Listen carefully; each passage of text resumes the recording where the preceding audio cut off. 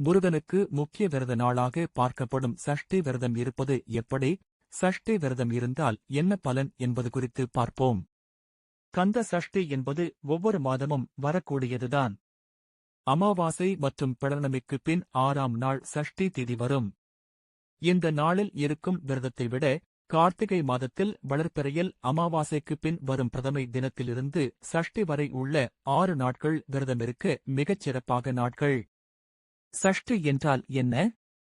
சூரனுடன் 6 நாட்கள் கடுமையாக போரிட்டு முருகப்பெருமான் கடைசியில் வெற்றி பெற்ற நாளை குறிப்பதாக அமைகிறது.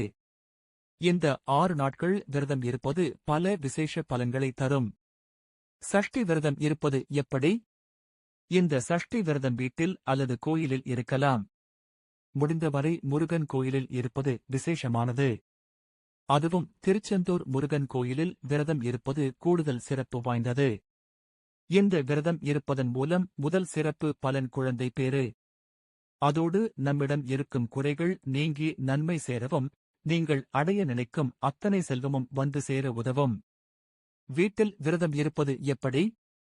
வீட்டில் விரதம் இருப்பவர்கள் காலையில் குளித்து முடித்து முருகனுக்கு பூஜை செய்து விரதத்தை தொடங்கி அருகில் உள்ள முருகன் ஆலயத்திற்கு சென்று வரலாம். வீட்டிலேயே முருகனின் பாமாலைகளை பாடலாம். கந்த சஷ்டி, திருப்புகள் உள்ளிட்ட முருகனின் சிறப்புகளை உணர்த்தும் பாடலை படிக்கலாம். குழந்தை வரத்திற்கான சஷ்டி விரதம். குழந்தை வரம் பெற விரும்புபவர்கள் சஷ்டி தினங்களில் விரதமிருக்கலாம். ஆனால் கார்த்திகை மாதத்தில் வரக்கூடிய வளர்ப்பிற் மகா சஷ்டியில் 6 நாள் விரதம் கடைப்பிடிப்பது மிக விசேஷமானது. அப்போது குழந்தை வரம் வேண்டும் தம்பதியர் இருவரும் சேர்ந்து விரதம் இருப்பது நல்லது.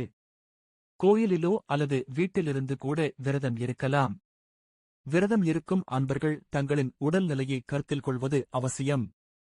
மருத்து மாத்திரைகளை எடுத்துக்கொள்பவர்களும் உடல் நல பிரச்சினை உள்ளவர்கள் இந்த தீவிர விரதத்தை யோசித்து முடிவு செய்யவும். குழந்தை வேண்டும் தம்பதியர் வேலையில் இருந்தாலும் நாம் அலுவலகத்தில் கூட விரதம் இருக்கலாம். காலையில் எழுந்து குளித்து முருகனுக்கு பூஜை செய்து உங்களின் விரதத்தை தொடங்கலாம். மகா விரதம். கந்த சஷ்டி விரதம் ஏற்கும் பக்தர்கள் பல வகைகளில் விரதம் இருப்பதுண்டு. சிலர் வெறும் தண்ணீர் மட்டும் குடித்தும், சிலர் பால் பழம் மட்டும் எடுத்துக் கொள்ளும் முறைகள் உண்டு. சூரசம்ஹார நிகழ்வு முடியும் வரை விரதம் இருப்பதும், பின்னர் சுவாமி தரிசனம் செய்து விரதத்தை முடிக்கலாம். எங்கு விரதம் இருக்கலாம்? வீட்டில் கூட சஷ்டி விரதம் இருக்கலாம் அல்லது முருகனின் ஆறுபடை வீடு கோயிலில் சென்று இருக்கலாம். விரதத்தின் போது செய்ய வேண்டியது. பக்தர்கள் விரதத்தின் போது முருகனின் மந்திரங்களை பாராயணம் செய்தல், முருகனின் திருவிளையாடல் கதைகளை படிப்பது நல்லது.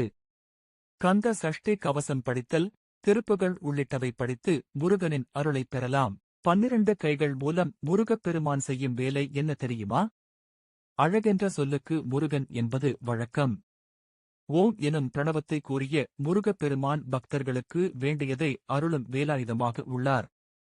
அழகென்ற சொல்லுக்கு முருகன் என்பது வழக்கம். ஓம் எனும் பிரணவத்தை கூறிய முருகப்பெருமான் பக்தர்களுக்கு வேண்டியதை அருளும் வேலாயுதமாக உள்ளார்.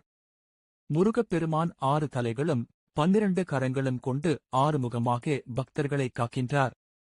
அவரின் 12 கரங்களில் 12 வெவ்வேறு ஆயுதங்களுடன் இருப்பதோடு அந்த கரங்கள் என்னென்ன வேலைகள் செய்கின்றன என்பதை பார்ப்போம். முருகனின் 12 கரங்களில் வேலைகள். முதல் கை தேவர், முனிவர்கள், பக்தர்களை காக்கிறார். 2வது கை முதல் செய்யும் வேலைக்கு மற்றொரு கை உதவி செய்கிறது. 3வது கை உலகத்தை தன் கைக்குள் அடக்கு வைத்து காக்கின்றார். 4வது கை தேவையற்ற ஆசைகளை நிராகரிக்கின்றார். 5வது கை பக்தர்களுக்கு நிறைந்த அருளை அருளுகின்றார். 6வது கை தன் தாய் கொடுத்த வேல் கொண்டு பக்தர்களைக் காக்கிறார். 7வது கை சரவணபவ என்னும் சொல்லுக்குரிய பொருளை முனிவர்கள் போன்ற தவப்புதல்வர்களுக்கு மட்டும் வெளிப்படுத்தும் விதமாக மார்பின் அருகே வைத்துள்ளார்.